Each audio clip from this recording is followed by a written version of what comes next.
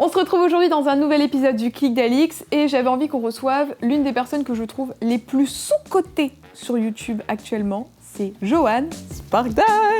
Hello. Hello, comment ça va? Ça va. Trop content, tu nous as mis un beau merci petit... de m'avoir invité. Tu nous as mis un beau petit t-shirt de star Yes, là. c'est très Sparkdive, Ah ouais. très moi. Très, qui brille. très joli. J'aimerais bien que tu nous fasses devant la caméra ta petite intro. Parce que t'es La le seul... Sparkdive de retour. Ouais, parce que t'es le seul qui a une intro depuis que j'ai commencé les vidéos. Donc j'aimerais bien qu'on prenne vraiment le temps, genre 30 Mon intro secondes. que j'ai travaillé Voilà. dur dessus. J'aimerais bien que tu fasses cette intro pour les gens qui ne te connaissent pas. Vas-y. Hey, Sparkdive de retour pour jouer de mauvais tours. Vos crânes de merde. Je voulais la version longue. Oui, c'est ça, Elle est la très version bien, longue. elle est très bien. Bon, je pense que tu as vu les vidéos que j'avais fait avec Sully, Ben, Bilal, etc. Mhm. J'aime bien parler un petit peu du créateur dans sa vie perso, dans tout ce qu'il y avait avant Trop YouTube, bien. tout ce qu'on n'a pas vu, histoire que voilà, on apprenne mieux à te connaître et puis les gens qui te connaissent pas te découvrent un peu mieux. Donc, on va commencer par le commencement. D'où viens-tu? Dans quelle région as-tu grandi? Et ouais, raconte-moi tout ça. D'où je viens. Alors, moi j'ai grandi dans le 94, donc j'ai actuellement 20 ans. Et jusqu'à mes 19 ans, j'ai grandi en banlieue, tranquillement, avec mes deux parents, donc je suis fils unique, Ouais. donc proche de Créteil. Et ça s'est très très bien passé. J'ai fait mon école primaire, mon collège, mon lycée, comme il fallait. Et puis après ça, j'ai emménagé sur Paris seulement l'année dernière, en 2019. Avec Wesley Creed, mon colocataire, et ça se passe très très bien. Avec quelles valeurs t'as grandi? Qu'est-ce que t'ont inculqué tes parents? Quelles étaient les qualités primordiales à avoir quand t'étais plus petit? Moi, ça a toujours été le respect des autres, et le truc principal que ma mère elle m'a toujours dit, c'est toujours la positivité. Donc en vrai, ce que Léna dit beaucoup, le plus égale plus, c'est quelque chose que par exemple ma mère m'avait beaucoup dit quand j'étais petit, de toujours persévérer en fait, de jamais lâcher. Ils m'ont toujours dit qu'il fallait aller au bout des choses quand je commençais quelque chose en fait. Et c'était ça le plus important. Ma mère, elle m'a toujours parlé de cette loi de l'attraction, de visualiser, de toujours travailler pour avoir ce qu'on veut avoir. Et pour moi, c'est ça le plus important que je retiens de mon éducation. Et voilà quoi. Ils faisaient quoi comme métier, tes parents? Alors ma mère, elle est assistante juridique Ouais. et office manager aussi, pour chez les avocats, etc. Et mon père, il travaille chez FedEx, Ok. qui est une entreprise de livraison. Ouais. Est-ce que ça t'aide, peut-être du coup plus le boulot de ta maman ou pas, dans ton boulot actuel ou pas? Est-ce que de temps en temps tu la sollicites, genre pour lui demander des conseils? C'est déjà arrivé pour des contrats, Ouais. parce que du coup, c'est plus simple, puisqu'elle est dans le droit du travail, littéralement. Donc au moins c'est simple, j'ai accès directement. Ouais. Et ce qui est bien, c'est qu'au moins, genre, ma mère, elle a toujours été très carrée. Parce qu'avec son taf, donc que ce soit genre pour le taf, pour les contrats, les ci, les ça, ça m'a toujours aidé en fait. Dans mon éthique de travail, de l'avoir, genre, me dire ouais, il faut faire ça, ça, ça. Mais je comprends pas en fait du coup d'où je tiens ce côté un peu créatif et un peu foufou, parce que dans ma famille, il y a pas trop ça. Enfin, il y a genre cet esprit et tout, parce que je suis issu d'une famille indienne. Les Indiens, on a toujours été comme ça. Ah, c'est trop bien ça. Ouais. C'est quoi ton métissage ou Moi, je suis indien. Indien 100%? En gros, si tu veux, ça, je crois que je l'ai jamais expliqué vraiment, genre, sur ma chaîne. Bah vas-y, on a le temps. Mais je sais que les gens, ils savent que je suis indien, mais ils savent pas, genre... Enfin, ils comprennent pas pourquoi je suis blanc de peau. Mais en gros, si tu veux, en Inde, t'avais des comptoirs, donc des Français à l'époque qui avaient colonisé, etc., etc. Et moi, je fais partie des descendants de la ville de Pondichéry. Donc Ok. c'est une ville dans le sud de l'Inde où t'avais genre des Français, etc. Et en gros, on appelle ça des créoles. Et donc, si tu veux, je suis genre 80% indien, 20% français. Mais c'est pas 50-50, c'est pas genre D'accord. mon père et ma mère, tu vois. Ah, c'est hyper intéressant. Ouais. Et t'es déjà allé en Inde? Ouais, j'ai été 3 fois. Quand j'étais petit, j'aimais pas aller. Genre, je kiffais de ouf, c'était trop bien et tout. Mais je comprenais pas trop. Et tu sais, c'est vraiment un dépaysement genre total, tu vois. Et quand t'es petit et que tu vois les États-Unis dans ta télé, t'as trop envie d'aller aux États-Unis et pas aller en Inde, Ah tu bah vois. c'est pas la même chose, c'est sûr que c'est pas le même délire. Quoi. Mais quand j'y suis retournée là pour mes 18 ans, 19 ans, je sais plus, il y a genre 2 ans, ça a été genre totalement l'inverse. C'est-à-dire que genre, même si genre j'avais juste 18-19 ans, j'avais plus de recul que j'en avais quand j'avais été à 7 ans ou 14 ans. Et y retourner après genre un peu tout ce que j'avais vécu avec YouTube, ça m'a fait trop de bien parce que je me suis rendu compte que c'était mon pays et que j'en suis fier. Enfin, je suis fier d'être originaire de là-bas. Et j'ai trop kiffé, c'était trop bien. Ah, c'est cool, je savais Ouais. pas qu'il y avait. Ouais, j'ai pas vraiment capté qu'il y avait tout ce délire aussi culturel en toi. Et si on faisait comme si on était genre un entretien d'embauche, 3 qualités et 3 défauts que t'as? 3 qualités, 3 défauts. On va commencer par les défauts. Bien sûr. Parce que je suis scorpion et c'est ce qui définit ma personne, je pense, mes défauts. Ouais. Je rigole. Non, en vrai, je suis très impatient. C'est-à-dire que quand je veux quelque chose, alors je suis pas capricieux, mais par exemple, genre surtout pour le travail, quand j'ai des objectifs ou des choses, vraiment des envies, j'ai envie que ça se passe maintenant. C'est-à-dire que limite, je peux passer ma soirée à réfléchir, mais comment je vais faire pour je sais pas, pour devenir la plus grande star demain, tu vois ce que je veux dire? Il faut que ça arrive vite, quoi. Voilà, donc ça, c'est un plutôt gros défaut parce que niveau travail, c'est chiant, quoi. Mais en même temps, je procrastine de ouf. Donc ça, c'est mon deuxième défaut, si tu veux. Et procrastiner, c'est donc vraiment remettre au lendemain ce que tu dois faire aujourd'hui. Et j'arrive pas à m'y mettre des fois. Genre mais au ça, travail. c'est accentué en plus par le fait que comme on bosse pour nous, comme t'as pas un patron, entre guillemets, bon alors il y a des collabs et tout, mais t'as pas un patron genre où vraiment faut que tu rendes le truc, tu peux toujours te débrouiller pour... c'est ça, en fait, faut toujours que tu te dises, putain, il faut avoir ce petit truc qui te dit, c'est pour moi en fait, c'est pour ce qui vient après et tout. Et toujours se motiver à se dire, faut que je bosse à ce moment-là parce que sinon si je le fais pas là, je vais pas avoir ce que je veux après, tu vois. Donc ça, c'est un gros défaut que j'ai. Et sinon, je peux être un peu...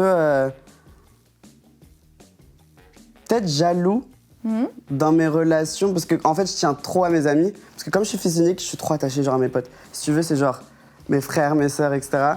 Et donc je peux être jaloux quand il y a peut-être des nouveaux arrivants que j'aime pas trop, que je comprends pas, etc. Mais je pense que c'est un petit défaut, mais c'est pas méchant, tu vois. Et qualité? Et mes qualités? C'est important de s'auto-congratuler. Exactement, c'est trop important. Bah oui. Faut s'aimer. Mes qualités, qu'est-ce que je peux te dire? Je suis hyper généreux. Ouais. Genre, j'adore donner de ça, que ce soit pour mes amis ou ma famille. Vraiment, genre, j'ai toujours attendu d'avoir les moyens pour offrir déjà des vrais cadeaux. Et sinon, dans tous les cas, je suis généreux dans tout ce que je donne, etc. Ouais. Je suis de bons conseils pour moi. Qu'est-ce que je peux donner d'autre? Je suis talentueux, je suis charismatique. Bah allez, je suis une star. Oui, bah bien sûr. Hey, Lady Gaga, elle était personne, elle a dit que c'était une star. Ben moi, je suis dans cette optique, je suis quelqu'un, je brille, et c'est pour ça que je m'appelle Spark Days. Est-ce que t'as toujours brillé? Est-ce qu'à l'école, t'étais déjà un peu comme ça, à vouloir un peu, faire le clown, mais genre faire la star, quoi? Est-ce qu'à l'école, déjà, t'étais un peu... Je crois, en fait, j'ai toujours aimé attirer l'attention sur moi. Ouais. Je crois que je me suis rendu compte de ça il y a pas longtemps, mais j'ai toujours aimé ça, en vrai. Maintenant... En fait, j'aimais toujours être la personne genre un peu différente mais stylée, tu vois. C'est-à-dire que genre, si tout le monde allait choisir le stylo rose, si tout le monde allait choisir le stylo bleu ou rouge, j'allais choisir le rose, tu vois, le violet. Et j'aimais trop ce petit délire. J'ai toujours aimé genre le côté genre pailleté et tout. À l'école, t'étais bien intégrée dans ta classe? T'avais un bon groupe d'amis ou t'étais un peu plus peut-être marginal, un peu plus sur le côté? Non, justement, genre ça s'est toujours très bien passé, genre que ce soit genre la primaire, le collège, le lycée. J'ai toujours été genre dans mon groupe, et en fait, par exemple au collège, quand t'as les groupes qui commencent à se séparer et tout, il faut t'essayes de trouver ta place, j'arrivais toujours à aller un peu partout. Genre j'étais un peu genre le serpent qui allait entrer, mais en même temps un peu un petit meneur, mine de rien, donc je suis très content. Et au lycée, quand j'ai vraiment commencé à comprendre qui était la personne que je suis et que j'ai commencé à m'assumer, etc., ça s'est super bien passé. J'étais dans une classe où les gens étaient super cool avec moi et tous des grands frères et grandes sœurs avec moi, donc... Non, j'ai toujours été un peu le petit gamin de la bande, mais ça m'a toujours plu et j'ai vraiment aucun mauvais souvenir de ma scolarité en général. Quand tu dis commencer à m'assumer, à devenir qui je suis, quelle était la différence entre le toi du lycée où tu as justement commencé à t'assumer et le toi du collège où du coup tu étais peut-être un peu plus réservé ou que tu savais pas exactement qui tu étais? C'était quoi la différence en fait? Qu'est-ce qui a matérialisé ça? Je pense qu'il y a mon orientation sexuelle tout d'abord, parce que c'est un truc où tu te cherches de ouf, donc certains ça arrive hyper tôt quand c'est au collège, etc. Et ça c'est trop bien. Et d'autres, c'est vraiment des questionnements et tout. Ça m'a jamais inquiété, comme je l'ai répété souvent, mais juste au lycée, ça a commencé à devenir un peu plus clair. Donc petit à petit, j'ai essayé de comprendre ce que c'était, etc. Et donc ça, je pense que ça fait partie de ta personne déjà. Et puis aussi le côté, genre, c'est trop bien d'être différent. Quand t'es au collège, c'est horrible d'être différent parce que t'as envie de ressembler à tout le monde. Et quand quelqu'un va dire « Ah moi j'aime pas ça », toi aussi tu vas dire « J'aime pas ça » alors peut-être que t'aimes, tu vois. Mais au final, au lycée, être différent, c'était quelque chose... Alors, je sais pas si ça fait partie de ma génération, mais c'était quelque chose à ce moment-là où c'est cool d'avoir un avis différent, d'être cool, d'aimer le truc qui vient d'ailleurs et tout. Et c'est ça que j'ai envie de raconter aussi sur ma chaîne, sur mes réseaux. C'est vraiment le côté, genre, ta différence, c'est ta force, en fait. Ouais. Et si t'avais pas eu YouTube, vers quelle voie pro tu te dirigeais? Est-ce que t'avais une idée de ce que t'aurais pu faire? Alors, j'ai passé des concours pour aller dans des écoles de com, de communication. Et j'ai une anecdote sur ça, c'est que genre au lycée, quand j'étais en terminale, il y avait une école hyper prestigieuse de com dans laquelle je voulais vraiment aller. Et j'ai passé le concours et j'avais un blâme de comportement sur mon bulletin, etc. J'avais des notes vraiment Mais genre... comment ça se fait qu'on ait eu un blâme de comportement? Parce que je parlais trop. C'est juste pour ça que t'as eu un blâme de comportement? Mais parce que j'étais tellement intéressant en classe qu'il fallait que genre je divertisse les gens parce que mes profs ils étaient pas capables de le faire. Et pour moi, un cours, ça doit... enfin genre aller en cours, ça doit être intéressant, tu vois. Donc j'avais toujours besoin de ramener mon grain de sable alors que personne m'avait demandé. Et au final, donc, ça m'a valu un blâme de comportement. T'as dû quand même beaucoup parler pour avoir un blâme de comportement. Ah mais je parlais beaucoup et même, en fait, soit je parlais beaucoup, soit j'étais vraiment dans mes pensées, genre en philo je dormais, après quand c'était genre la SES, je m'étais dit genre ok à ce cours-là je vais écrire ma vidéo sur Rihanna. J'étais vraiment genre dans un autre monde. Et donc du coup on m'avait dit que j'allais pas avoir ce concours mais je l'ai eu. Bravo. Et donc j'avais prévu de faire de la com en fait. Ouais. Pour répondre à ta question, parce qu'on est parti un peu dans... mais moi j'adore. Mais ouais, non, c'était la com parce que c'était le truc qui me plaisait le plus et c'est ce qui touche aujourd'hui à ce que je fais en vrai, c'est le truc le plus proche. Donc c'est logique. Et je pense que sinon, dans tous les cas, ça aurait été l'audiovisuel parce que ça me passionne vraiment trop. Les médias, quoi, de manière générale. Tu disais que tes parents, quand même, t'ont soutenu aussi dans ce choix-là parce que c'est pas tous les parents, malheureusement, qui acceptent que leurs enfants soit arrêtent leurs études, soit tentent de se lancer dans un truc. Est-ce que, quand t'as commencé ta chaîne YouTube, tu leur en as parlé tout de suite? Ou est-ce que t'es resté un peu discret? Comment t'as... En fait, je suis hyper pudique avec mes parents. Genre, en gros, j'ai lancé ma chaîne YouTube. En fait, à l'époque, au collège, j'avais une chaîne YouTube où je faisais des vidéos sur les gens de mon collège. Genre, je vloguais, mais moi, j'étais derrière la caméra. Donc, en fait, t'avais une meuf qui était la populaire du lycée. Pour moi, c'était un peu ma Kardashian. Et donc, je la suivais et tout. Je faisais des fausses paparazzi. En sortant du collège, on était habillés en baby Milo et jogging Marshall. À l'époque, les années 90. Non, les années 10, si tu veux. 90-10. Ah, on n'est pas la même génération, désolé, Alex. Pardon. Je rigole. Je suis plus âgée, effectivement. mais non, bref, en gros, à la base, c'était moi qui l'ai filmé. Je faisais une chaîne YouTube qui s'appelait Johan's Productions. Ah, déjà, il y avait quand même un truc dès le début. Quoi. Exactement, c'était moi et mes petits programmes. Donc, t'avais le cooking, le ci, le ça. Mais moi, j'étais pas dessus. Et après ça, c'est mal passé. Les gens, ils n'étaient pas motivés parce que, bref, les gens du collège sont inintéressants. Je suis désolée s'il y a des gens au collège ici, mais je sais que si vous regardez cette vidéo, c'est que vous êtes ambitieux et que je crois en vous, de toute façon. Mais bref, les gens de mon collège qui étaient avec moi, ils étaient pas très cool et ils étaient pas à fond dans le projet. Donc après ça, il y a eu le lycée. Je me suis dit, bah tiens, je vais faire moi-même ma chaîne YouTube. Et j'avais pas confiance en moi du tout. C'est-à-dire que tu vas aujourd'hui sur ma première vidéo, c'est pas du tout la même personne. En même temps, c'était genre il y a 6 ans. Et j'avais genre 14-15 ans, alors qu'aujourd'hui, j'en ai 20, donc logique. Encore heureux, j'ai évolué. Genre. Et donc, en gros, j'étais très timide, très renfermé. Justement, c'est pour ça que je faisais des vidéos sur les stars. Parce que c'était le seul truc qui me donnait l'envie de me montrer devant la caméra, de parler des stars. Parce que ça me faisait rêver. Et en même temps, genre, je savais que parler de moi, j'allais pas y arriver, tu vois. Alors, pour expliquer un peu aux gens, parce qu'au début, tes vidéos, c'était des espèces de petites revues de ce qui s'était passé, des revues de presse, en gros, des People, MTV, machin, quoi. Exactement, People, c'était inspiré MTV, c'était l'histoire des stars. Je racontais genre l'histoire de la famille Kardashian. Et tout, ou alors c'était vraiment des news, ou un mois avec, où je suivais toutes les news des stars. C'était genre, aujourd'hui, elle a pris son café. Et tout. Ça a bien marché, ce format-là. C'est un des premiers formats, je pense, qui a cartonné, non? Ouais, les un mois avec et l'histoire d'eux, c'était genre, c'était ma ligne édito d'avant, en fait. Et c'était trop cool. Et donc, pour répondre à ta question, c'était qu'en gros, justement, je faisais ces vidéos-là et j'en parlais pas à mes parents. Ils savaient que je faisais des trucs sur YouTube, mais en gros, un jour, ma mère, je sais pas pourquoi, elle a tapé sur Google. Pourtant, ma mère, c'est pas le type de meuf qui va me traquer ou je sais pas, tu vois. Mais elle a tapé mon prénom et mon nom de famille sur Google, juste pour savoir. Je pense que tous les parents font ça à un moment dans leur vie, pour savoir si j'avais pas des trucs bizarres, genre sur Facebook et tout. Et elle a vu Spark Dies. Et en fait, le truc, c'est que dans mon décor, parce que moi, je pensais à tout aussi, tu vois. J'étais très genre. Et dans mon décor, il y avait écrit Spark Dies. Et elle s'est dit, mais tiens, ce nom, je connais, je sais ce que ça veut dire et tout. Je l'ai vu sur le mur de mon fils. Et elle a cliqué, elle a vu ma chaîne YouTube. Et quand elle me l'a dit, mais j'avais envie de tout arrêter. Il y avait genre 3 vidéos sur ma chaîne. Mais j'étais pas bien, parce que j'étais trop pudique par rapport à mes parents et tout. De savoir qu'ils regardaient mes vidéos, je pouvais pas. C'est marrant parce que la plupart des gens, en tout cas que j'ai reçus là, c'est pas tellement les parents, c'était plus, tu vois, genre à l'école que ça se retrouve parce qu'il y en a certains qui sont fait afficher, genre à mettre les vidéos à fond dans la classe et tout. Toi, c'était vraiment tes parents, quoi. Ah non, moi j'en parlais. Genre, je sais que ça m'est arrivé, genre j'ai eu de petits mauvais souvenirs, genre au lycée où il y a des vieux mecs genre, qui les mettaient en permanence et moi j'étais là, ou la vie scolaire, etc. Mais ça, c'était pas trop grave. Mais sinon, au lycée, j'en parlais de ouf, dans ma classe et tout, les gens, ils étaient grave là, tu vois. Bah, c'est bien. Malgré mes 20 vues sur mes vidéos tous les samedis. Et c'est quoi la vidéo? Est-ce qu'il y a une vidéo qui a un peu marché sur ta chaîne? Bah, au tout début, c'était l'histoire de la famille Kardashian. Ça, c'est le truc qui a... Ouais, puis en plus, c'est vraiment le moment où il y avait un gros buzz Kardashian, forcément, au niveau il y avait référencement. Kylie qui explosait à ce moment-là, c'était vraiment l'année 2015 et tout.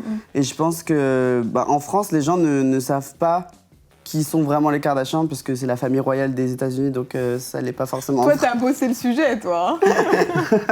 Non, je rigole. Non, mais en gros, je me suis dit, en fait, même moi, je ne connaissais pas vraiment le sujet. Et d'ailleurs, il y a des petites erreurs dans la vidéo. Et Bilal m'a aidé à écrire la vidéo et je l'ai faite. Et il y a plein de gens qui l'ont regardée. Je crois qu'il y a 1,6 million de vues. Je suis trop contente de cette vidéo. C'est pas mal comme truc. Hein. Et aujourd'hui, t'as vachement évolué parce que tu fais plus tellement ces formats-là, mais t'as développé un format... en tout cas, je t'ai connu surtout grâce à ce format, c'est les Turner l'année dernière. Donc il y a une espèce de, comment on peut dire, c'est une série-réalité un peu. C'est vraiment une série-réalité. Donc c'est vraiment genre le mélange entre le vlog de YouTube, nos délires à nous, nos conneries à nous. En même temps, le côté série-réalité avec le confessionnal, comment et on le va dépaysement, raconter. parce qu'en fait, on vous mettra la playlist, je vous la mettrai dans la barre d'infos, mais c'est des vidéos où tu étais parti au Laos, donc en Asie, et tu es parti avec tes potes, et voilà, vous avez documenté ça en plusieurs épisodes, avec du confesse, du fond vert, enfin, un peu comme les Marseillais au Laos, quoi, mais là, c'était Joanne et ses potes. C'est ça, donc c'est vraiment genre les vlogs, la télé-réalité, si tu veux, et le documentaire. Parce que voilà, c'est... Il y a des paysages et tout, on apprend les coutumes, on voit quand vous allez sur l'eau, enfin, tu vois, avec les pêcheurs et tout, c'était vraiment une aventure de ouf. En fait, ça, c'était un truc que j'avais créé avec Wesley à l'époque, où juste c'était lui et moi qui parcourions la France, genre on était là vraiment en mode... on n'a pas d'argent, donc on va à Lille, ici et ça, tu vois, et on faisait des vlogs avec le côté confessionnal. Et après ça, genre... Donc ça avait marché, mais genre ça avait fait son petit truc de son côté, tu vois. Mais ce qui était trop ouf, c'était genre le retour derrière. Genre il y avait vraiment un engagement une vraie communauté. Et donc j'étais en mode, mais c'est bizarre. Et entre-temps, Wesley et moi, on s'était perdu de vue. Après, on s'est retrouvés. Je lui avais dit vraiment, je veux refaire les Turner, je veux retravailler dessus. Et on a retravaillé dessus et on est arrivé à ce délire de sortir les influenceurs de leur zone de confort et les ramener dans un truc où on pensait pas les voir. Genre, on nous voit souvent genre à Paris dans des grands événements, à LA pour Coachella ou quoi que ce soit, tu vois. Mais genre là, l'idée, c'était vraiment genre proposer quelque chose de nouveau avec une aventure inédite et nous, en plus, on va le kiffer et les abonnés, ils vont voir un truc différent, genre. Et c'est ça qui est ouf avec ce programme. J'ai trop aimé le faire là cet automne dernier. C'était trop cool. Alors moi, ce qui m'intéresse là, c'est toute la partie off qu'on n'a pas forcément vue, parce que forcément, vous partez loin. Tout ce qui est le côté organisationnel, comment est-ce que tu gères ça? Est-ce qu'il y a une boîte de prod qui t'aide pour ça? Comment est-ce que c'est financé? Comment vous gérez l'intendance? C'est fait comment? Alors, pour cette première saison, parce que pour moi, c'est la première saison officiellement, on a tout construit de nous-mêmes. C'est-à-dire qu'il y a moi, tu avais Charles Comiti, qui en fait, lui, travaille pour l'agence Tony Comiti Production, qui font genre des documentaires, si tu veux, très enquête exclusive. Enfin, ils font pas que ça, ils font beaucoup de voyages. Reporters... Non, qu'est-ce que j'allais dire? C'est quoi le... Reporters sans frontières, un Pas truc comme ça, Reporters sans frontières. Les routes de l'impossible. Ok. Donc, ils font plein de petits trucs comme ça pour Arte, ils font plein de formats. Et donc t'avais moi et lui qui travaillions dessus. Et pour le financement, t'avais donc mon agence, Serette Production, qui ont investi, et Léna. Qui est Léna Situation, la grande entreprise. Je savais pas qu'elle avait mis de l'argent. Léna a financé cette première saison. Et donc, en gros, avec ces deux investisseurs, j'ai pu construire mon truc, tu vois. Donc là, on est vraiment parti de rien. C'est-à-dire qu'il y avait un partenaire financier qui était notre N26, une banque mobile, qui a sponsorisé le bail et ça s'est super bien passé. Mais donc, en gros, t'avais ces trois trucs. Et après ça, c'était vraiment genre en 3 semaines, on a... Et en fait, ça n'a rien à voir avec ce qu'on prépare pour la prochaine saison parce qu'en 3 semaines, on a organisé un voyage. On a pris des billets d'avion un peu comme ça, on va faire ça. Ouais, c'est toi qui as géré ça, le parcours et tout. Le parcours, c'était Charles, parce que lui, il connaissait bien le Laos. Donc, parce que lui, il était déjà parti pour un documentaire là-bas. Mais sinon, genre, c'était vraiment genre... Donc lui, il nous disait, on va faire ça. Moi, j'étais là, je lui disais, je te laisse carte blanche, je connais pas du tout le pays et tout. Après ça, j'ai dû louer du matériel et tout. C'était hyper coûteux, le bail, tu vois. Et au final, le rendu, il était cool, sauf qu'en gros... on n'avait pas écrit en avance, c'était pas bien encadré, tu vois. Or là, c'est totalement différent. Charles est vraiment genre producteur de l'émission. Donc il y a tout un truc autour, tu vois. Et je me demande quand, par exemple, alors la banque, je comprends bien, elle finance parce que vous parlez de la banque, vous dites oui, on est parti avec N26, on peut retirer de l'argent et tout. Mais quand, par exemple, Léna ou ton agence Serette mettent de l'argent, quel est leur retour en fait? Ils mettent de l'argent et C'était comme un prêt, si tu veux. D'accord, il n'y avait pas de contrepartie financière, il n'y avait pas de... D'accord. C'est-à-dire que Serette, moi j'ai remboursé Serette, mon agence, avec l'argent d'N26. Ok. Et puis Léna, c'était, je la rembourse encore aujourd'hui, si tu veux. Donc c'est comme un prêt, genre entre potes, si tu veux. Et puis, il y a aussi ce truc de, par exemple, tu vas apparaître, je pense, dans les vlogs de Léna au mois d'août. Ouais. Donc il y a aussi ce truc où après, vous pouvez vous aider différemment. Peut-être qu'elle a pu t'aider financièrement parce qu'à un moment donné, financièrement, elle était à l'aise. Mais toi, derrière, tu peux aussi la rembourser et être là de différentes façons, quoi. Ouais, c'est ça. De base, de toute façon, nos collaborations sont très spontanées, tu vois. Donc on a toujours vu ça comme genre des amis. Là, c'était vraiment genre, si tu veux, des amis qui partent en voyage et même si c'était quand même un peu plus structuré, on filme le tout, on le montre, etc. On s'est jamais pris la tête pour ça, tu vois. Mais ça, c'est sûr qu'elle l'a fait parce qu'elle croyait au projet et en même temps parce que, genre, en gros, c'était ma pote, tu vois. Si on n'avait pas été aussi proches, elle l'aurait pas fait et je pense que ça n'aurait pas été possible de créer tout ce qu'on a fait là. Et c'est pour ça que je la remercie de ouf parce que elle est ouf, Léna. Mais tu vois, je trouve ça cool d'en parler parce que c'est vrai que quand on suit toutes vos amitiés, votre groupe, on se doute pas que c'est vraiment aussi fort et que vous vous soutenez aussi financièrement parce que mine de rien, c'est aussi un risque financier, tu vois, qu'elle prend. Donc je trouve que c'est hyper beau et c'est cool d'en parler. C'est vrai qu'on a toujours cette réflexion entre nous, genre on parle de nos projets. En fait, on a une bienveillance totale entre nous tous. C'est-à-dire que quand Bilal il va nous parler de son album, on est là. Quand moi je vais leur parler des Turner, de ma série ou de je sais pas, des projets qui arrivent, tout le monde est là aussi, tu vois. Et quand on doit s'aider pour ci, pour ça, on est toujours ensemble, tu vois. Et ça, c'est cool, vraiment pour le groupe proche, c'est un truc qui est ouf. Bon, et la prochaine saison, alors des Turner, qu'est-ce qui va se passer? Alors, actuellement, à l'heure où je te parle, j'étais censée être en tournage. Là, on est... Alors parce que les gens, on ne sait pas trop quand ils vont regarder. Là, on est fin juin 2020, pour vous resituer. Voilà. On vient de sortir de confinement, si vous regardez cette vidéo un peu plus tard. Donc, effectivement, là, on est un peu chamboulés, quoi. Et j'espère que les gens qui nous regardent ne sont pas confinés à nouveau. On espère aussi, hein. Sinon, on vous embrasse, hein. Ma phobie. Mais non, mais ouais, du coup, là, on était censé tourner en juin, donc 2020, la deuxième saison des Turner en Amérique latine. Okay. Donc, toute la saison était écrite, on avait un cast ouf, qu'on a toujours en vrai. Mais c'était genre la saison. Pour moi, elle est trop cool. Mais c'est pas grave, genre on la garde dans les bacs parce que du coup, avec le Covid-19, ça va pas être possible de le tourner tout de suite avec les frontières fermées, etc. Ça va être une galère pas possible. Donc on la garde tranquille pour quand on pourra le faire. Mais on est en train de retravailler sur un nouveau format que ce qu'on avait pensé de la deuxième saison, qui sera entièrement pensé pour la France, qu'on peut tourner en France, peut-être à huis clos ou je peux pas en dire plus, mais en tout cas on est en train de penser à un format un peu plus love story si tu veux, qu'on va pouvoir faire très très confiné vibes. Aïe, on adore. Voilà. Mais c'est comme là j'ai vu que les Marseillais ils vont quand même tourner les Marseillais versus le reste du monde. Là ils vont aller dans le sud de la France et pareil ils vont s'enfermer dans une villa dans le sud. Mais en même temps, la France est belle finalement. On peut faire des trucs en France. Oui. Et après c'est pas très dépaysant du coup. C'est pas le but des Turner à la base, mais il y a tellement de choses à faire en vrai. Il y a plein de paysages et puis il y a plein de pays. La Bretagne, c'est un pays, l'Alsace, c'est un pays. Bah oui, il y a plein de spécialités culinaires super sympas. Donc là, on reste avec le même délire des youtubeurs. Ça va être un peu enfermé à la Secret Story. Il va se passer des histoires. Et ce qui est ouf, c'est qu'après cette saison du Laos, t'as genre... Enfin, les retours ont été ouf du côté des professionnels, mais en même temps, du côté des influenceurs, genre... Il y a plein d'influenceurs qui sont venus me voir en me disant genre je veux faire les Turner. Et ça m'a trop touchée parce que je me suis dit putain ils se sont vraiment intéressés au projet, ils ont vraiment envie de le faire. Et ça nous a permis de construire un casting qui là pour sa deuxième saison va être trop bien genre. J'ai trop hâte de on va être beaucoup plus que... Parce que là on était genre 5 et là on va être beaucoup plus, donc je suis trop content, avec des grosses têtes. Est-ce que tu as pris des gens où tu sais que potentiellement il peut y avoir des petites histoires J'y ai pensé quand même. Un vrai casteur. En tant que réalisateur, il faut penser à toutes Directeur de casting. Il faut être assez... c'est ça. Il faut être un peu machiavélique sur les bords. Il faut penser aux petites... Mais de toute façon, j'ai Wesley Creed, donc je sais que ça va partir tout seul. C'est ma Méline Eten, Wesley, donc t'inquiète pas. Elle est toujours énervée, celle-là. Il y a un autre, donc il y a les Turner, il y a un autre format qui est vraiment fort de ta chaîne YouTube. Et on en parlait tout à l'heure à la coiffure, parce que grâce à toi, la fille de ma coiffeuse a eu son bac. Et c'est les Storytime Histoires. Donc en fait, les Storytime Histoires, pour expliquer, c'est que tu fais des vidéos qui durent 10 minutes où tu te mets dans la peau d'un personnage. Genre moi, ma préférée, c'est celle avec Jeanne d'Arc. Et tu racontes l'histoire, mais genre en mode 2020 vibes, quoi, avec les expressions qu'on a. Et c'est ça. Est-ce que c'est bien résumé? Mais les gens, ils ont trop kiffé ce format. Mais c'est trop bien. Et ça apprend des trucs, quoi, parce qu'il y a des dates, il y a des trucs vraiment concrets et des vrais dos. Et je trouve ce truc-là absolument ouf, quoi. Il faut que j'en refasse parce que ça fait longtemps que j'en ai pas fait et j'en fais pas assez souvent, je trouve. Mais en gros,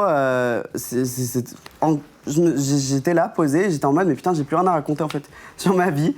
J'ai l'impression d'avoir tout raconté alors que pas du tout en vrai. Mais j'étais en mode, mais ces gens-là, ils ont des histoires de ouf, ils ont des vies de ouf. S'ils avaient été aujourd'hui dans notre ère, genre 2020, etc., et qu'ils avaient pu être youtubeurs, ils auraient raconté leur story time, mais ça aurait percé, tu vois. Et je me suis dit, mais je vais grave me mettre à leur place et le raconter comme si c'était des jeunes de notre époque, tu vois. Mais le truc derrière, c'est qu'il y a un vrai travail. C'est-à-dire que vraiment, je me pose, je fais un devoir d'histoire. Je suis là au Starbucks avec mon ordi et je suis là sur Wikipédia, je prends tous les facts et tout. Mais ça me plaît quand même parce que les retours sont ouf. On en a parlé sur France Inter et je trouve ça cool comme format. Moi, c'est une trop belle... Franchement, c'est un de mes formats préférés parce qu'en plus, j'aime bien l'histoire. Donc, est-ce que tu aimais ça, l'histoire d'ailleurs? Ah, mais je suis passionnée. Et je suis le seul dans ma bande. Dans mon groupe, je suis le seul à parler que de... J'ai cette passion pour les cultures anciennes, en fait, en général. Et même pour l'histoire, c'était ma matière préférée à l'époque et tout, parce que je sais pas, je kiffe. Bon, on va faire un petit jeu, j'aime bien faire des petits jeux, et on va lier ton contenu Storytime, et on va faire un Storytime game. Donc je vais te poser des situations, et tu vas devoir me raconter une petite histoire en lien avec ces situations.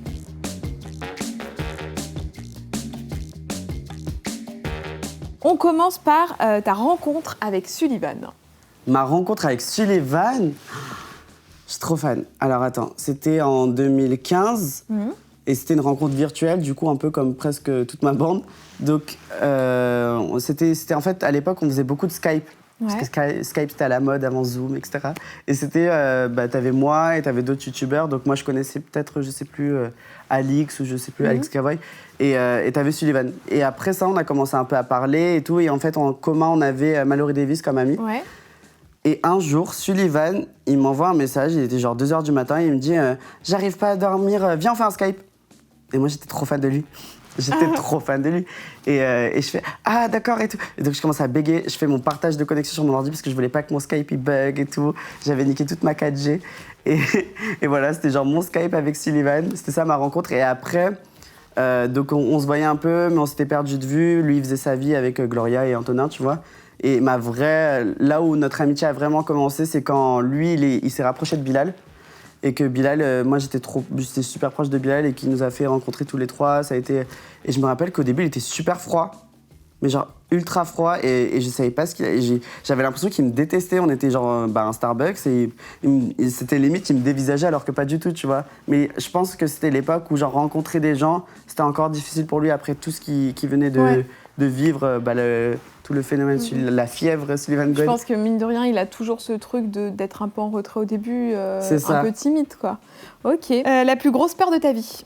La plus grosse peur de ma vie? Est-ce que t'as failli mourir un jour? J'ai l'impression que tous les jours, on a tous failli mourir un jour. T'as pas eu ça, toi? Non. Non? Bah t'as de la chance. Mais en fait, moi, je suis toujours attirée par le danger. Genre même quand je me fais opérer et que j'ai genre une anesthésie générale, ça m'attire de ouf, alors que les gens, ils ont peur de mourir à cause de ça, tu vois. Et je suis à fond dedans. T'as jamais eu de grosse frayeur où tu te dis, oh là là, non, mais une grosse peur. Laisse-moi réfléchir. T'as le droit de pas en avoir, hein, si t'en as pas. Je crois que j'en ai pas. Bah t'as de la chance.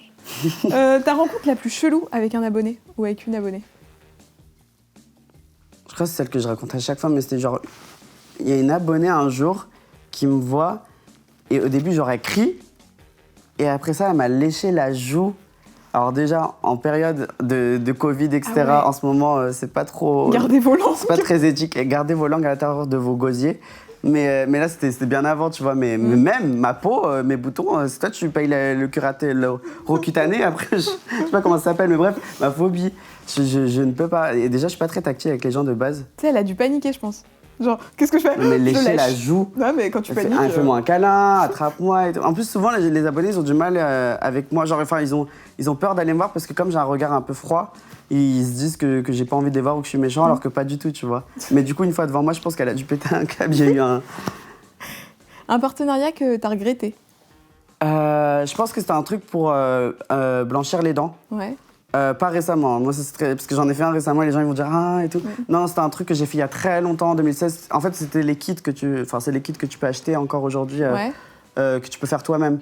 Et je regrette parce que c'était un peu cheap, tu vois. Et j'ai pas envie de proposer à des jeunes qui me suivent un truc qui peuvent soit leur abîmer les gencives ou les dents. Ou... Ouais, un truc pas safe, quoi. C'est ça. Alors que là, récemment, j'ai fait un truc pour blanchir les dents et c'est vraiment un truc qui est recommandé avec une dame qui a suivi une vraie formation, etc. Tu vois. Ok. Il y a une partie que j'aime bien aborder dans les interviews, c'est toute la partie off, toute la partie business, parce que quand on est abonné, on voit genre la vidéo, mais derrière, il y a plein de trucs. Et surtout, c'est les agences. J'aime trop savoir, les youtubeurs, genre dans quelle agence ils sont, comment ça se passe, parce que toutes les agences sont différentes. Donc toi, t'es chez Serette. C'est ça. Ça fait combien de temps que t'es chez Serette? Alors, chez Serette Production, moi, je suis rentrée en décembre 2018. Ouais. J'avais fait... j'étais dans une agence juste avant qui était vraiment genre sketchy, bourbière de ouf. Et j'étais restée genre 2-3 mois et en fait, j'étais là, j'étais trop frustrée. J'étais dans une période de ma vie où j'étais un peu comme ci, comme ça. Donc j'étais à fond dans mes réseaux et j'avais pas trop d'opportunités, pas trop de choses qui arrivaient. J'avais mes petits trucs à moi, mais c'était pas ce que c'est aujourd'hui, tu vois. Et en rentrant chez Serette en décembre, parce que j'ai rencontré Jeannane Boudili, qui a fondé l'agence, qui fait beaucoup de télévision, etc., qui est une productrice, qui écrit beaucoup, ça a été un coup de cœur en fait. Donc on s'est rencontrés à ce moment-là et l'agence commençait à exploser un peu. Enfin, l'agence explosait déjà, mais je veux dire, elle commençait à grossir. C'est-à-dire qu'il n'y avait pas autant de talent qu'il y en a aujourd'hui, tu vois. Et ça s'est super bien passé, c'est-à-dire qu'en rentrant, m'a fait rencontrer des marques, les clients me connaissent, etc. Il y a un vrai travail derrière qui est profond en fait. Les gens se rendent pas compte, mais elle travaille comme une dingue, Jeannane, et aujourd'hui je suis trop content d'être encore avec elle parce que ça se passe super bien. Et comment ça se passe du coup quand tu es dans l'agence? Est-ce que c'est Jeannane qui s'occupe de toi? Est-ce que tu as un agent référent? Comment? Parce que vous êtes beaucoup, donc est-ce que Jeannane s'occupe de tout le monde? Non, en gros, tu as plusieurs talent managers.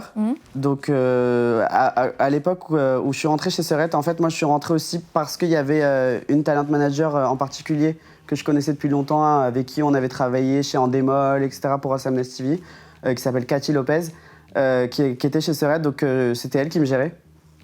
Mais après ça, il y a eu beaucoup de changements, beaucoup de gens qui sont partis, qui sont arrivés, etc.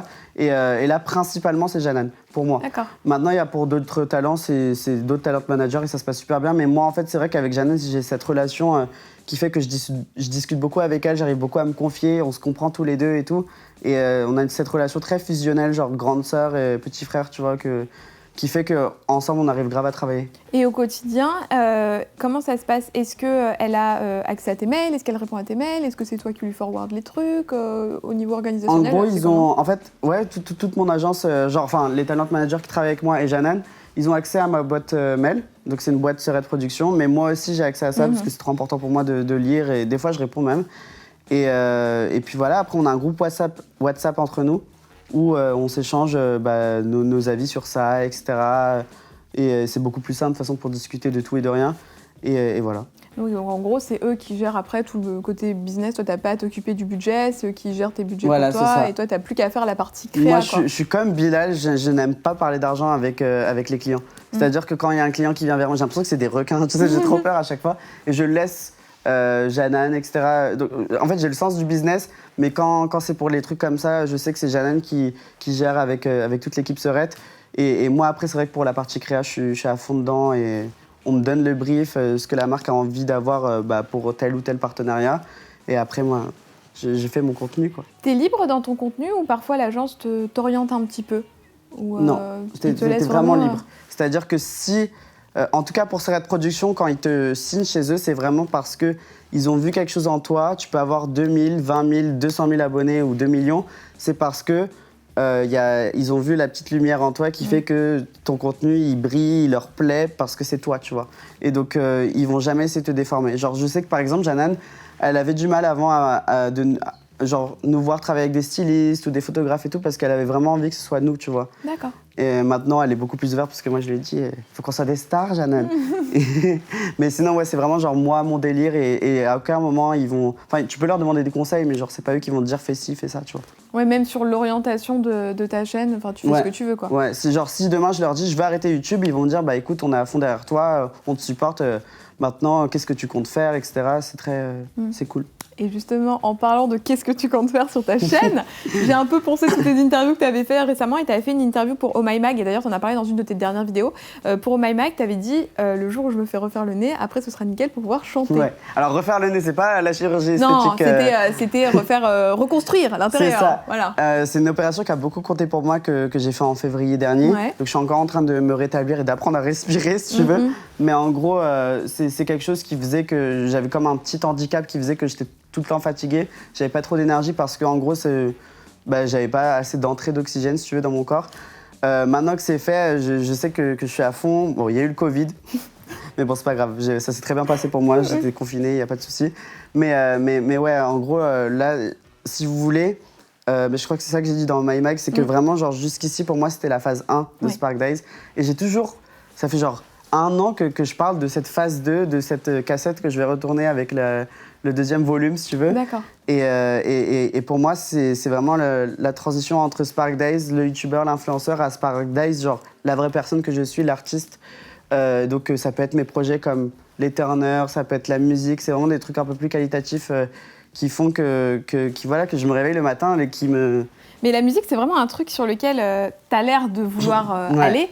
Il y a Bilal qui avait participé, enfin qui avait fait un show sur France 2 et t'avais tweeté un truc du style si jamais Bilal gagne, je vous lâche la première lettre de mon dernier son. J'avais un petit peu bu ce soir-là. Bon, le problème, c'est qu'on n'a pas pu avoir la première lettre, malheureusement, mais est-ce que ça veut dire qu'il y a déjà un son qui est prêt? Ouais. Enfin, prêt. Non, il n'est pas prêt à sortir. Il n'est pas mixé, il n'y a pas d'enregistrement. Il n'est pas enregistré vraiment. Genre, en gros. Il y a un truc écrit, quoi. Ouais. En gros, j'ai écrit ce son. Avec Bilal, en fait, en 2017, on avait écrit quelques petits sons, tu vois, qui étaient dans mes notes. Mais là, mais ça me correspondait plus, du coup, aujourd'hui, puisqu'on est en 2020. Donc, et là, j'ai écrit un son en février dernier que je suis trop content de l'avoir écrit. Et en fait, je l'ai présenté à Bilal sur une démo avec une prod que j'ai trouvée sur Internet qui me plaisait vraiment de ouf. Et il m'a dit, je suis hyper choqué. Genre, je m'attendais pas à ça, mais genre dans le bon sens. Il m'a dit, je suis vraiment fier de toi et je suis trop content, on va y aller à fond et tout. Et il m'a grave supporté. Donc, c'est la seule personne qui a écouté ce que j'ai fait, de toute la terre entière. Et là, donc, je suis vraiment en train de... Pour moi, les paroles, c'est bon. C'est l'histoire que je veux raconter. Je l'ai écrit comme je l'ai écrit et je suis trop content. Et bien, il m'a dit que c'était top pour lui. Donc, c'est quel délire artistique? Enfin, c'est quel type de son? Moi, c'est plus de... Alors, c'est principalement de la pop. Ouais. Mais si tu veux, ce sera plus de la pop alternative. C'est-à-dire que moi, j'ai toujours été... là, si je dois citer des artistes, récemment, c'est très Halsey, Troye Sivan, etc. Et c'est ça qui m'inspire le plus, dans lequel je me sentirais le plus à l'aise. D'accord. Mais voilà, donc c'est un son que j'ai écrit, qui me plaît de ouf. Et je sais que ça va être ce premier son que je vais sortir... dès que ça sera le moment. Et dans l'idée, c'est pas sortir un son et après plus rien. T'as vraiment envie genre de commencer une carrière musicale, quoi. Si tu peux, si tout était possible, quoi. Si t'as une baguette magique et que tu peux tout faire. J'ai trop envie. En fait, c'est une envie depuis que je suis petit à... J'ai toujours été passionné par la musique, tu vois. Genre depuis que je suis petit, c'est vraiment genre un truc... c'est mon père qui écoute beaucoup de musique, qui est hyper passionné par ça de base. Et je pense que ça, il me l'a transmis, tu vois, même dans toute ma famille et tout. Et en fait, quand j'étais petit, je chantais beaucoup. Et après, au collège, j'ai perdu confiance en moi, donc je chantais un peu moins, puis j'ai mué, etc. Donc j'ai perdu beaucoup de techniques, en fait. Là, j'ai repris mes cours de chant et tout. Et je sens qu'en fait, dans la musique, mais je peux exprimer tellement de choses à travers les paroles, les prods musicales, tu sais, les sons, etc. Et en même temps, tout l'accompagnement visuel qu'il y a autour de ça. C'est vraiment le truc où je sens que je serais trop épanoui, genre de le faire... c'est vraiment un truc que j'ai envie. Et puis t'as l'exemple de Bilal aussi à côté, quoi, qui fait quand même pas mal de trucs. Et c'est motivateur de ouf. Pour être conseillé. Et il y a une deuxième chose que tu avais dit dans cette interview et que tu viens de dire à l'instant, c'est qu'il y a eu la phase A de Spark Days et maintenant il y a la phase B. Et en fait, ta chaîne, si j'ai bien compris ta façon d'être et ta façon de fonctionner, ça te sert de tremplin et c'est pas du tout une fin en soi, mais c'est un moyen pour arriver plus haut. C'est ça. Est-ce que tu vises des médias plus traditionnels comme la télé, comme la radio? Tu vises quoi comme type de... Alors moi, par exemple, je hais la télévision. Ah ouais? Je sais pas si je vais me faire blacklister toutes les télés là, en disant ça, mais c'est pas que je les hais en vrai, j'aime beaucoup, mais c'est juste que pour moi, y a pas ce... Moins de liberté peut-être. Il y a moins de liberté, et puis même pour moi, déjà la nouvelle façon de consommer le divertissement, pour moi, c'est clairement la VOD, genre les plateformes de streaming, Netflix, etc. C'est le digital, c'est les réseaux et tout.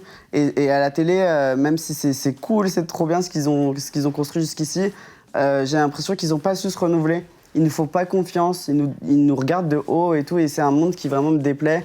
Et puis dans tous les cas, quand tu regardes genre notre cible, les jeunes qui nous suivent, plus personne ne regarde la télé, tu vois. Donc ça m'intéresse vraiment pas. C'est vraiment un monde qui me... C'est construire sur ta chaîne, en fait, comme si tu faisais ta propre chaîne télé, quoi, finalement. C'est ça. En gros, ouais, le but de ma chaîne YouTube, c'était vraiment genre mon tremplin pour... En fait, mon but, c'est vraiment genre de retourner la pop culture en France, le divertissement en général, etc. Et je me dis, si avec ma chaîne, je suis encore en train de travailler dessus, mais si avec ça, je peux construire genre une plateforme de streaming ou des trucs... Des programmes originaux que tu peux consommer sur Internet, bah c'est ça qui est cool, tu vois. C'est ça que j'ai vraiment envie de faire, tu vois. Ah, ça, c'est trop cool. Tu dis que t'aimes pas la télé, mais pourtant, je t'ai vu à la télé il y a pas longtemps. Bon, alors, c'est pour un projet qui est beaucoup plus fort que simplement une émission. C'est pour tes engagements associatifs, notamment la lutte contre l'homophobie. Je voulais savoir comment on t'approche pour parler de ce sujet. Est-ce que c'est toi qui as démarché et comment est-ce qu'on travaille avec une association quand on est créateur de contenu? Alors, c'est eux qui sont venus vers moi. Urgence Homophobie, qui est une association que j'ai découvert juste après avoir fait mon coming out en fait, pour la Pride de Paris. Ils ont toujours leur char et je m'étais tellement amusée avec eux, tu vois. Et en fait, ils sont venus vers moi là cette année pour leur spot annuel de lutte contre les LGBT-phobies. Et en me disant, voilà, on a des influenceurs de plusieurs générations. Alors des gens de la télé, justement, des gens de la radio, des gens qui sont là dans les médias depuis très longtemps, des gens qui sont un peu plus âgés que toi, mais qui sont plutôt jeunes et tout. Et on veut aussi les influenceurs parce que c'est aussi montrer que ça concerne votre communauté. Et d'ailleurs, on pense que vous êtes les plus importants parce que c'est pour le monde de demain. Vous allez influencer les plus jeunes. Et moi, j'accepte direct en fait, ce genre de choses parce que je suis à fond derrière les luttes contre justement les LGBT-phobies, parce que la communauté LGBTQ+, c'est vraiment un truc qui me tient à cœur, parce que j'en fais partie, et parce qu'il y a tellement de choses à régler, c'est encore quelque chose pour laquelle on se bat tous les jours, tu vois. Et le faire, c'était trop cool et c'est trop important. Et donc ça se matérialise comment, cette collaboration? C'est quoi les contenus à faire? Comment est-ce que tu t'engages là-dedans? Alors généralement, c'est eux qui viennent vers nous avec un concept, donc ils vont te dire, voilà, on a un tournage, on a écrit ça comme vidéo, donc ça va durer telle ou telle seconde. Et généralement, tu viens et tu vas avec eux, tu vas dans leur vibe parce que c'est eux qui ont écrit le truc, c'est leur association. De toute façon, c'est les mieux placés pour parler de ce sujet-là, tu vois. Donc quand c'est comme ça, c'est vraiment genre, on va pas leur faire chier, tu vois. Moi, j'étais à fond derrière eux et d'ailleurs, c'était super ce qu'ils ont fait. Donc tu vas avec eux, tu vois. Ouais, c'est cool de... C'est vraiment, en gros, juste donner ta voix, donner de la force, donner ton image ton aussi. Influence aussi. Ton influence à un projet qu'ils ont créé. Et moi, quand c'est comme ça, de toute façon, je leur fais 100% confiance. J'ai pas de... Et à travers tes réseaux, quelles sont les valeurs que tu as vraiment envie de prôner? Alors, c'est ça, en fait. C'est beaucoup pour la communauté LGBT, tu vois, parce que j'aurais voulu, quand j'étais plus jeune, comprendre que c'était normal et que c'était trop iconique d'être différent et de faire partie de cette communauté. Donc c'est vraiment donner un exemple, de montrer que ta différence est ta force, encore une fois, tu vois. C'est ça qui m'importe le plus. Après, il y a tout ce truc de la positivité, mais je pense que Léna, elle est à fond sur ce créneau-là. Donc c'est important pour moi aussi de montrer aussi à tous ces jeunes qui nous suivent que voilà, faut pas se prendre la tête, faut faire ce qu'on a envie de faire, etc. Et dans tous les cas, en fait... tu vas arriver à quelque chose où tu seras heureux à la fin, tu vois. C'est un peu... Moi, j'ai grandi, comme je t'ai dit, à fond dans Disney. J'étais passionné par ça et j'ai toujours cette vision un peu de rêve, tu vois. Ouais. Moi, c'est ça que j'ai envie de montrer aux gens, c'est tout ce côté... OK, on a des problèmes et tout, c'est chiant. Et il y a des trucs qu'on doit régler, il faut le faire, il faut manifester, il faut, tu vois. Mais en même temps, si nous, on peut essayer de faire passer un peu... un bon temps, tu vois, un bon moment sur nos chaînes, sur nos réseaux, sur Twitter, etc. C'est ça qui me fait plaisir. C'est vraiment genre faire oublier les problèmes du quotidien aux gens, tu vois. C'est marrant, je crois que c'est Sullivan qui disait exactement la même valeur et c'est vrai que c'est drôle, comme vous êtes finalement tout le temps ensemble, en même temps, je pense que vous vous influencez les uns les autres. Et tu parlais de Léna et tout à l'heure, on en a parlé.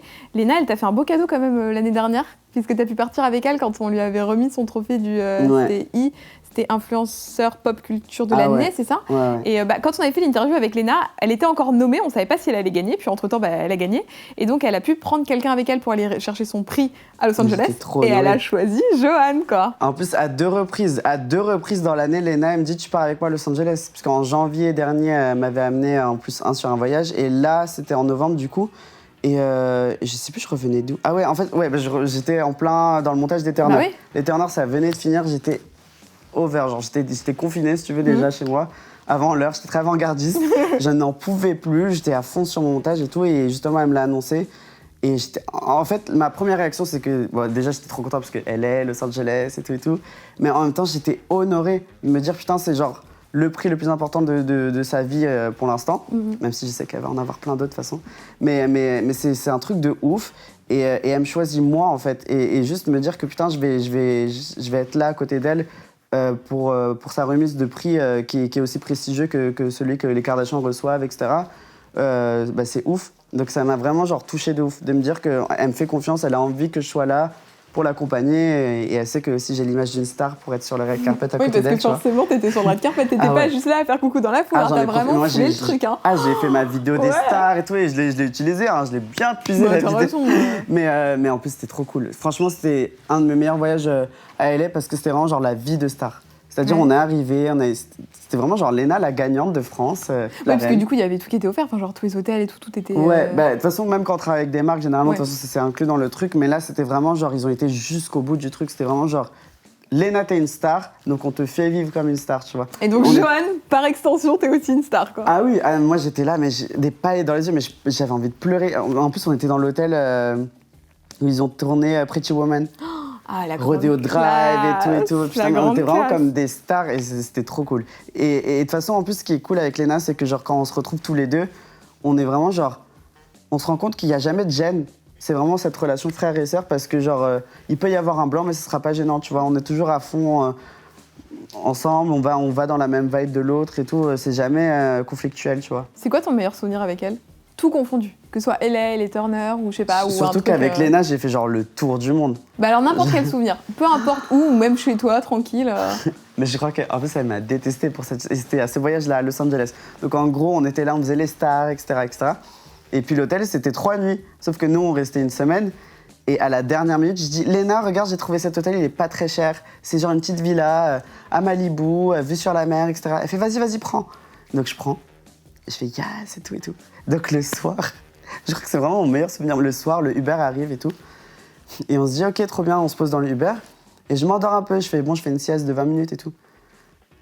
Je me réveille au bout de 20 minutes, je vois, il reste encore 1h30 de trajet. Je fais, mais où on va ?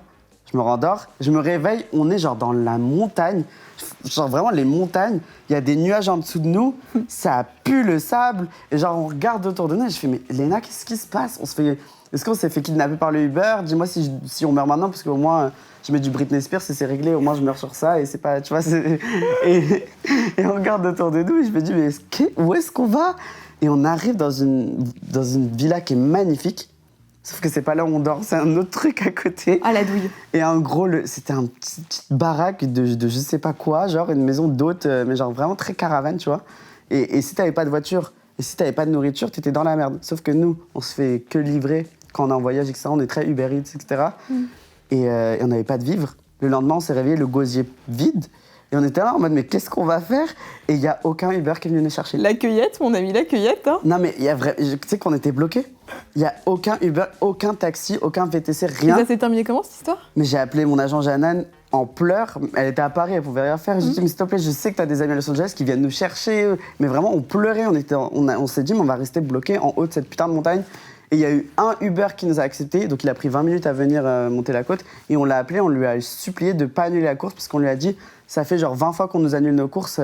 S'il te plaît, on ne veut pas rester bloqué en haut de cette putain de montagne. Toi, c'est sympa comme pote, hein, on t'amène à LA, tu nous termines sur une montagne. Mais moi, je pensais que ça allait être très cool, très Malibu et tout, mais pas du tout. Genre, de toute façon, avec le prix, on aurait dû avoir la puce à l'oreille.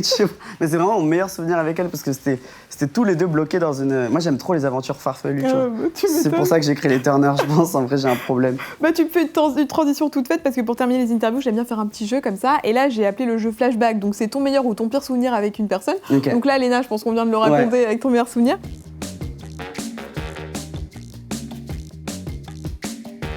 Par rapport à Bilal. Bilal, alors mon meilleur souvenir... Ou ton pire, enfin genre un souvenir hyper marquant que t'as eu avec Bilal. En fait, c'est pas un souvenir en particulier, mais c'est juste à chaque fois avec Bilal qu'on a vraiment un événement ou un truc dans un mood, etc. Genre, on va tout donner. C'est-à-dire qu'on va faire appel à soit des stylistes, make-up, etc., etc.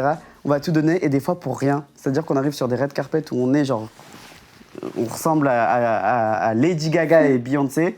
Alors qu'au final, c'est un événement où tous les gens sont chill avec un pull, tu vois. Et c'est toujours ces petits trucs-là. Genre, un jour, on s'était dit, vas-y, on se met à fond dans Game of Thrones et tout, parce qu'on voyait que tout le monde était à fond dedans.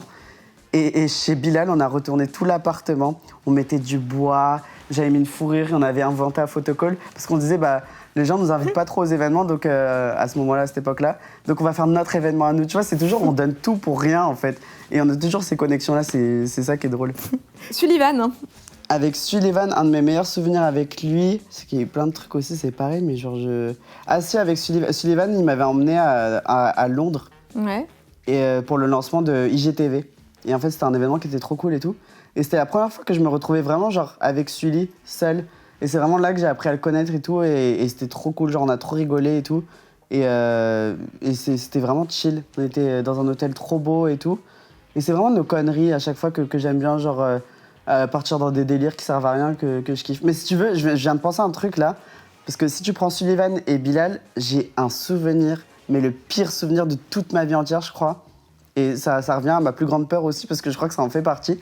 Mais avec les deux, juste avant qu'on parte à Dubaï et Singapour, quand on était chez moi, il y a mon voisin du dessus qui a mis de la colle dans ma serrure quand j'habitais encore chez mes parents. Attends, mais pourquoi? En gros, mes parents, ils étaient en voyage. Et moi, avec Sully et Bilal, on était tranquilles. Mais on faisait pas de bruit, tu vois. Et c'était un dimanche après-midi et tout. Et juste Bilal, il chantait, etc. Et mon voisin du dessus, mais c'est un gros frustré de merde au-dessus de chez mes parents. Il avait mis de la colle dans ma serrure pour se venger pendant qu'on était partis dîner, tu vois. Ouais. Et on est revenu. Ma clé, elle rentre pas et tout. Et je savais pas quoi faire à l'époque. On a dû faire appel à un serrurier. Il était genre 3h du matin, qui a fait du bruit dans tout l'immeuble, mais tout un truc. Alors que mes parents, ils étaient à l'étranger et que 2 jours après, je devais partir à Dubaï avec Bilal et tout. Mais c'était vraiment le pire souvenir de ma vie. Et c'était avec eux. La grosse galère. Ouais, et c'était Sullivan à l'époque qui m'avait avancé l'argent, puisque 2000 € de serrurier la nuit, genre. Une galère, on s'était fait arnaquer et tout. Je pensais qu'on allait me faire cambrioler. Tout un. Ah ouais, pas cool. C'était trop chouette de pouvoir faire cette petite interview. Alors à la fin, j'aime bien demander toujours aux gens qui ils aimeraient bien voir à leur place. Donc vas-y, lance l'invitation. Qui est-ce que tu aimerais bien voir à ta place? Qui est-ce que j'aimerais? Laura Genovino. Bah oui. J'aimerais Bien trop sûr, voir madame. Laura ici, parce que Laura, c'est une star et elle a beaucoup de choses à raconter. Elle était dans les Turners en plus. C'est pour ça que je pense à ça, ouais. C'est vrai que c'est cool. Bah écoute, je te remercie 1000 fois d'être venu. Dites-nous dans les commentaires ce que vous avez pensé de l'interview. Yes. On vous met tous les liens des gens de qui on a parlé, des vidéos et tout. On vous met tout ça, dans la barre d'infos. Et puis bah, on vous fait des très très gros bisous. À très vite. Ciao. Bisous. Bisous.